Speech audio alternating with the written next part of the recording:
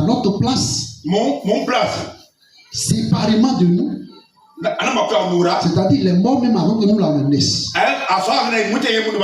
En quoi sa mort et sa résurrection peuvent avoir une influence sur moi? Puisque moi, je ne le connais même pas. C'est pas en Guinée ici, il est mort. Il est mort il y a des millénaires. Pourquoi ce qu'il a fait là peut me libérer aujourd'hui? C'est là la sagesse de Dieu. C'est un mystère. Et c'est ce que les hommes du monde ne comprennent pas. Ils ne voient pas en quoi quelqu'un qu'on a crucifié là peut me sauver. Il peut me donner la santé. Il peut me délivrer de la mort. Il ne voit pas de rapport entre ma vie, mes souffrances.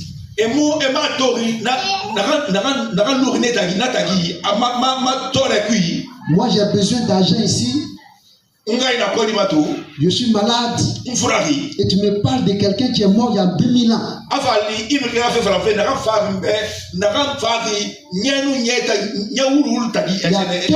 Il y a quel rapport entre ma souffrance et puis ce qu'il a fait?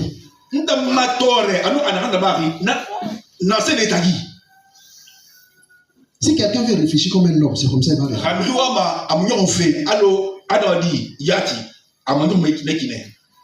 Mais la Bible dit que c'est un mystère.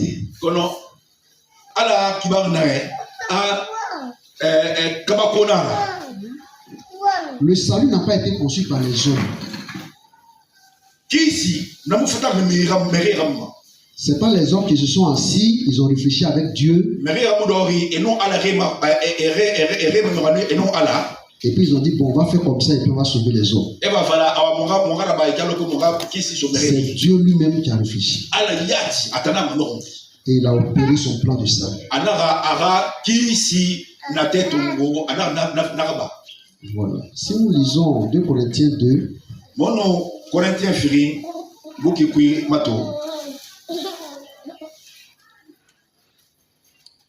pardon, 1 Corinthiens 2. 1 Corinthiens chapitre 2, à partir du verset 6. À partir du verset 6. 1 Corinthiens chapitre 2, à partir du verset 6. Corinthiens 5, Sora Fili. Chapitre Fili, Sora Semi. Alors, avant de lire. Non, c'est. Avant de lire. C'est 6, non? 2 à partir de 6. Je veux que l'on comprenne bien quelque chose.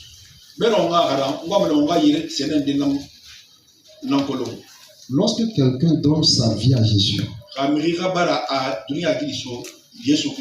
et qu'il devient chrétien, quel est son plus grand besoin? Quelqu'un est converti.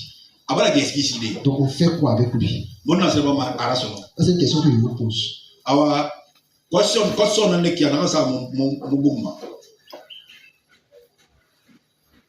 Quand quelqu'un est converti là, quel est son plus grand besoin?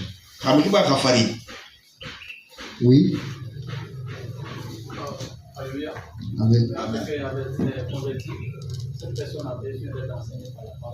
Merci beaucoup. Est-ce qu'on peut acclamer pour lui?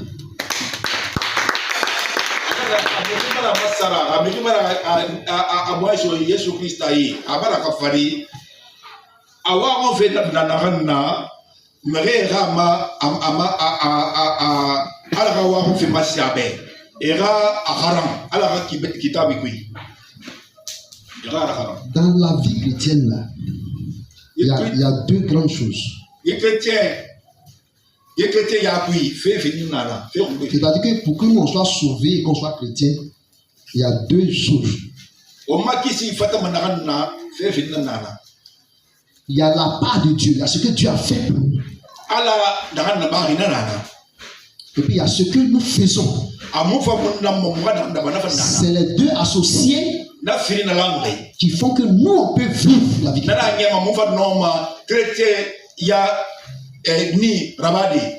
Il y a des choses que nous, on ne peut pas faire. Par exemple, venir mourir pour les pécheurs, ça c'est Dieu qui a fait ça.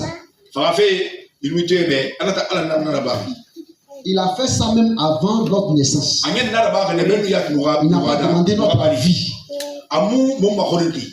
Voilà. Donc, ça, Dieu l'a fait pour nous.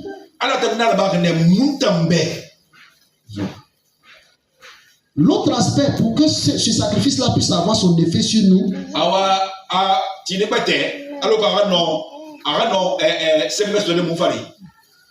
il faut que nous comprenions ce qu'il a fait et que nous l'acceptions, que nous croyons en ça. Amen. Amen. Voilà. Donc, le chrétien qui est né de nouveau, il a besoin de connaissance.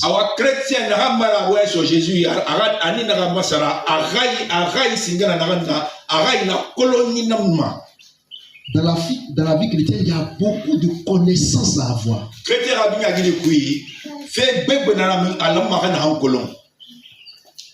Si on veut être de vrais chrétiens, il faut chercher à comprendre les choses de Dieu. Tout ce qui est écrit a un sens.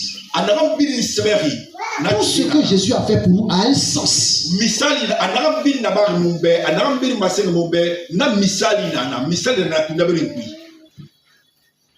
Jésus a été crucifié sur une croix. Jésus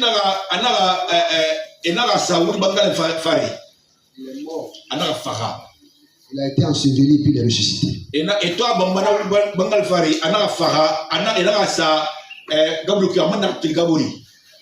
Alors, comme on l'a dit là, c'est Dieu qui a utilisé cette démarche-là.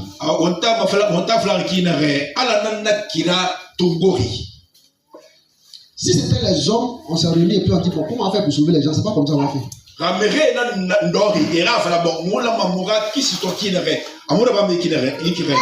Est-ce qu'on comprend? Amen. Est-ce que vous êtes là? Voilà. Donc, ce que Dieu a fait là, c'est dans la... Amen. Ici, là, il dit quoi? Il dit cependant, c'est une sagesse que nous prêchons. Parmi les hommes parfaits. Sagesse qui n'est pas de ce siècle. Ni des chefs de ce siècle qui vont être anéantis.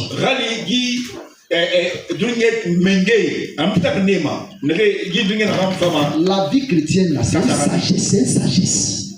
Être chrétien, c'est une façon de penser.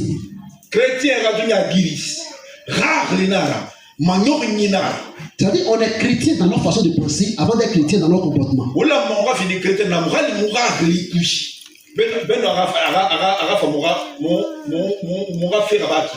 Voilà. Être chrétien, c'est une mentalité, c'est une sagesse. Amen. Si on n'a pas les pensées de Dieu, on n'aura pas le comportement de Dieu.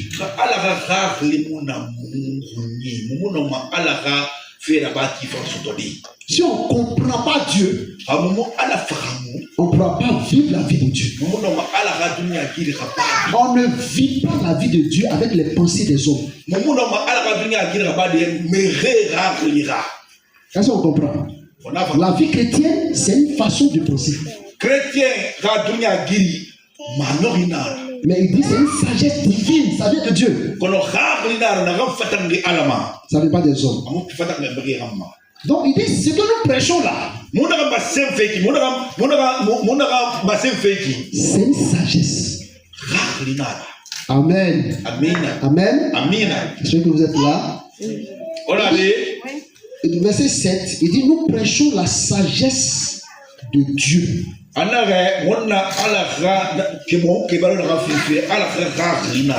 Mystérieuse et cachée.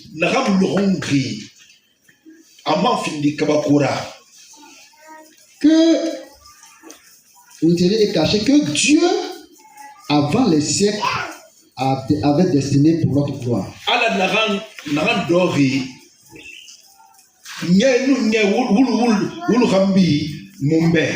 Il dit au verset 8 que sagesse qu'aucun des chefs de ce siècle n'a connue.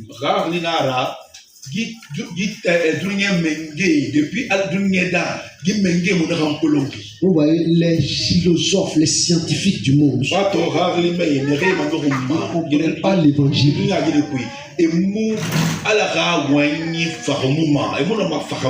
Amen. Voilà.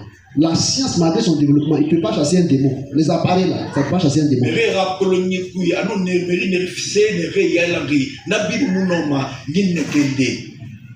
Donc, ce n'est pas une affaire d'aller très loin à l'école.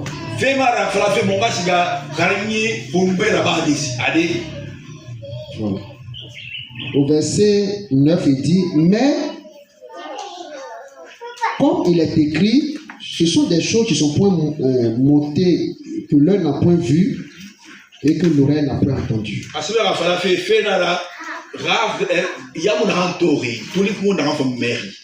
Qui ne sont point montées au cœur de l'homme. Les choses que Dieu a préparées pour nous qui l'aimons. Il dit, Dieu nous les a révélées par l'Esprit.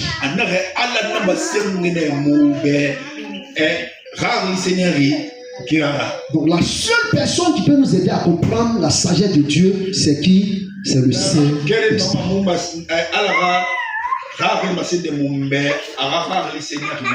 Amen. Amen. Amen. Donc, dans la vie chrétienne, il faut beaucoup plus chercher à comprendre les voies de Dieu, à comprendre la sagesse de Dieu.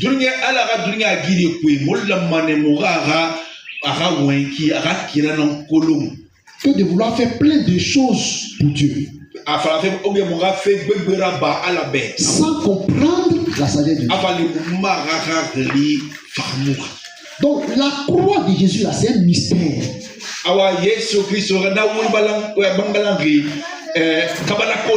C'est un secret que tu as caché. Même Satan ne savait pas ce que c'était. Il dit s'ils avaient su, ils n'allaient pas crucifier Jésus. Écoutez bien. Dieu a traité tous les problèmes des hommes le jour où Jésus est mort à la croix.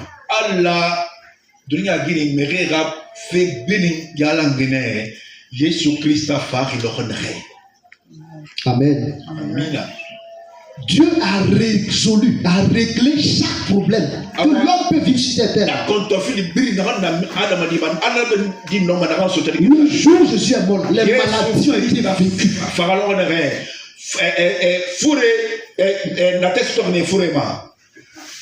La sorcellerie a été vaincue.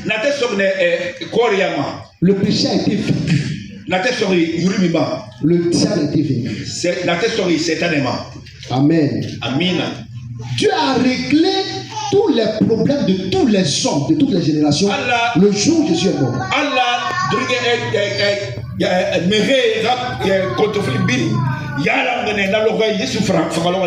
Tout ce que Dieu devait faire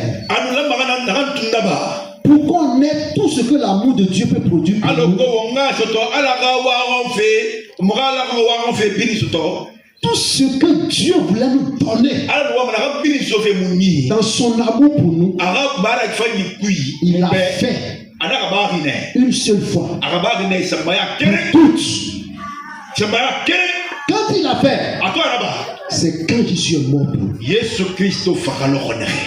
Souvent on prie, Seigneur, guéris-nous. Seigneur, bénis-nous. Seigneur, viens nous donner la victoire sur la sorcellerie. Le diable nous fatigue. Mais je vais vous dire une chose. Dieu a déjà tout fait. Alléluia. Dieu n'a plus rien à faire. C'est nous qui devons agir maintenant. Et la première chose qu'il faut comprendre ce que Dieu a fait. Les maladies sont déjà vécues. Le diable a été vécu. Amen. Dieu a traité de la façon la plus radicale possible tous les problèmes des hommes. Je sais que ce que je suis en train de dire, il y a certains en qui ça ne dit rien. Mais je sais de quoi je parle. Dieu est en retard sur nous. C'est nous qui sommes en retard sur Dieu.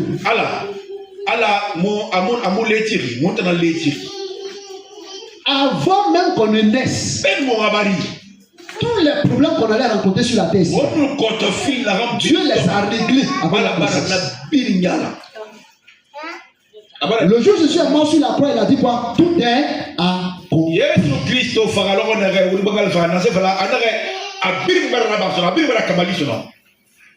Les amis, tout ce que Dieu devait faire pour nous, il a déjà fait. Et l'Esprit de Dieu est là pour nous aider à faire notre part.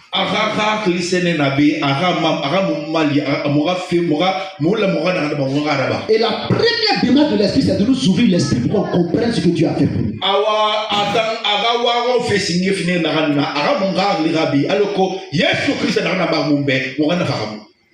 Il faut comprendre la sagesse de Dieu.